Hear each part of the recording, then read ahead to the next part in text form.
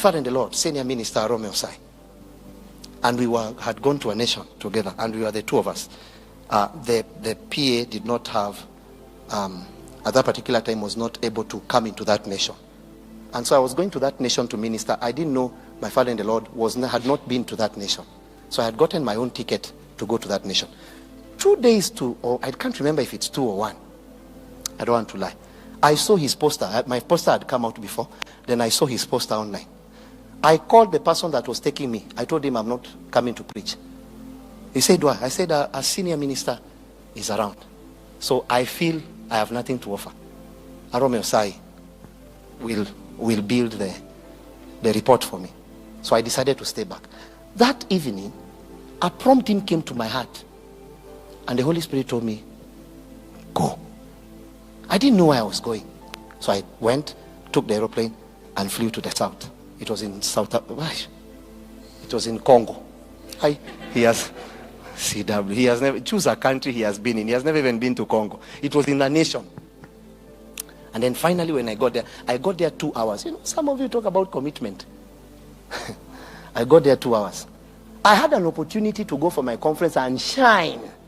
And I would put a flyer and say, the eagle is coming to your land. Prepare. Collect yourself. Build your territory. See your life changing. For I, CW, is in your presence.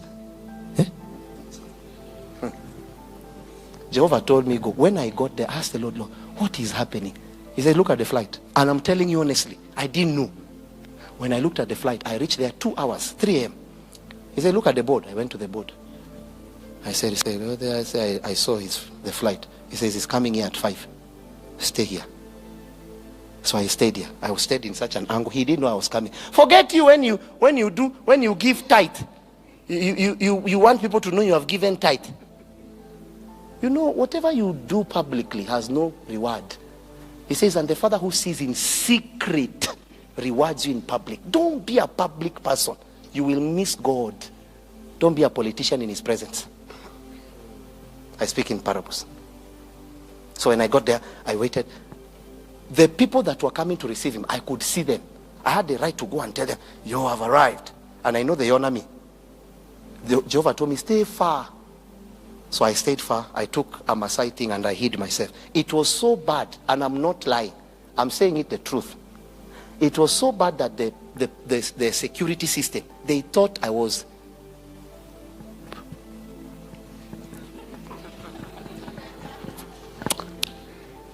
They thought I was What did you hear? They thought I was anointed.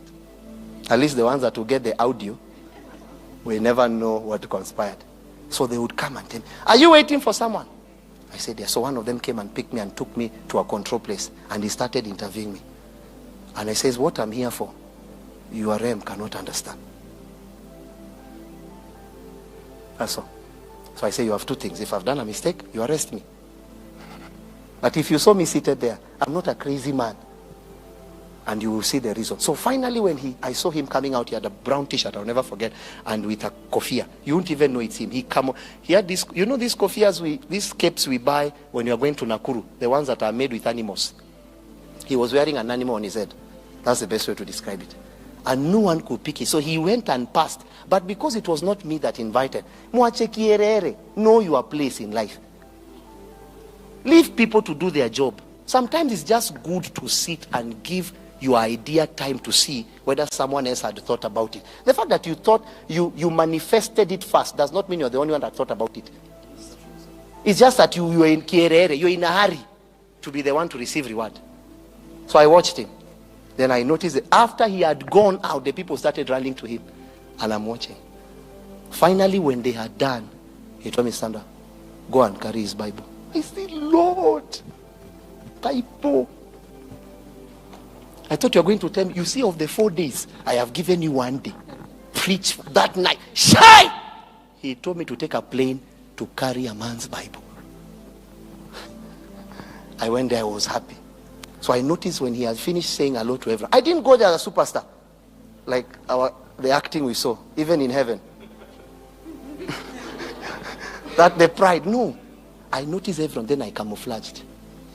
I say, senior, how are you, sir? When he saw me, it's a CW. You know, there is something about Uyomze. Make sure you're not a tick. Tick sons. Tick. And I'm not talking about A. That's not the tick. Because I can see you. It's not the tick this way. It is the people that suck blood from your dreams. Suck blood. They never add anything to you. Be careful of such people. People that only take from Jesus and never add to his kingdom. What has the kingdom gained from the time you got born again? I know you have gained a car. I know you have gained a house. I know you have 49 children. Many adopted. I know you. But the question you should ask, what has God gained when he gained me? If you can't answer that question, you should not. He called me in his car. I said, CW, come here. I said, Senior. No. And I was willing to take an Uber. I said, I will follow you. He said, CW, you don't even know this nation. I said, yeah, you too. It's your first time. So what I will do, you will lead, I will follow. I was willing to take an Uber. What shocked me is that when you hide, God exposes you. But when you expose yourself, God makes sure that even you can't see yourself. They had prepared an entourage for him. And because of him, they had honored me. The car that I was carried there, I'm still to recover. You know, I sat in that car. Have you ever sat in a car at the age? Part of your life, that's the only way I can say it. Part of your life is seated. You're only seated with one side of your life. If you know, yeah, the other side of your life is ready for exit. I said, no, what is the problem? And then they took me to the same hotel he slept. God had prepared people in the same hotel. The Lord told me, I'm the one that told you to come. The sign that I told you to do something is that I provide for you. That's the sign you know. If you notice there is a struggle, sit down. It's not your time. So serve someone until it's your time. You're not listening. Serve someone. That's how you know. When it's your time, in the fullness of time, God sends. That's how you know.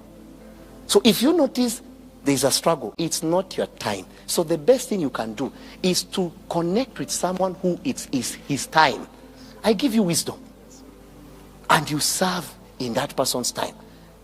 And then you learn in his time. So what you are doing is that you are spending his time. You have not even entered in your time. So in another person's time, you are gaining wisdom. So that when it's your time, you will not drown Peter when he has called you to walk on water. Some of us will drown in ministry when he has called us to walk. Because in your days of learning, you did not want to learn. You are proud. No one can tell you anything.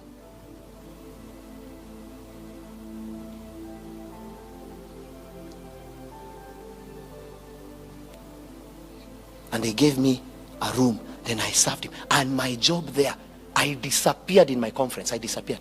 No one would celebrate me. They will see, Senior Minister Apostle Arome. And the Lord will check my heart. If you notice you are feeling that thing, let me shock you.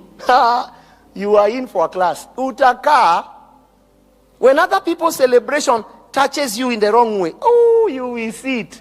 If you notice someone is being celebrated and you notice that spirit will tell, why not me? You are finished. That why not me? You will serve in poverty for long until why not me leaves you, because nothing is about you. And I was okay, and I would serve him. I'll carry his Bible, help him. Then I noticed they didn't even know how much to do. So I was now the right person for the job. You needed to have seen how I shined.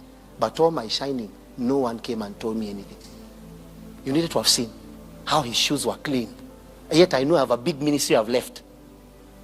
But I became a small boy. His shoes were clean. I would run in the morning and ask him, Senior, what are you wearing? And he would give me. I would meet him ironing. He's a very simple man. I would take the clothes. I say, you stop, you are killing me. What answer will I give God when both of us are in the same territory and you are ironing? You know, many of you don't know service. You just want the flambeau. You just want the John C.W. that now is preaching and everybody's saying, yeah. I was happy. At the end, you know, they would come and pick him and I would need to run behind him. No one, who are you? But God wanted to make sure he kills that thing. True to it, I celebrate that man. In life and in death, it will be known I celebrate him. They would pick me with they did, you know, that team in South Africa, what is it? In Congo, that team, may God bless them. Because they gave me an experience, in my view, then, I did not deserve. But somehow, some way, Jehovah touched them. And my stay in that land was so beautiful. They made my stay beautiful. They matched that the same food I would have desired to eat, but I felt God would raise someone. And the same food I was looking at, say, wait. Someone will come and say, no, take this one. It was so much so that I would reject gifts in that land, reject them, because I felt bad. And they will give me money and say, please, I beg you. I didn't come for that. I was told to serve that man. And I'll carry his Bible. I became his protocol. What are you saying? Until the day we left the airport. My flight was earlier. I cancelled it. I paid some dollars extra. So I cannot leave that country when he's there. So I told him, senior, you go. He went, then I took my flight. Then I came to Kenya. I learned so many principles, because those things only happen when you're operating beyond this age. Because when you operate in this age, everything about you is selfish. It's you. That's how you know you're in this age. Everything is about you. When you begin to operate in the age of God, the first thing you meet is love.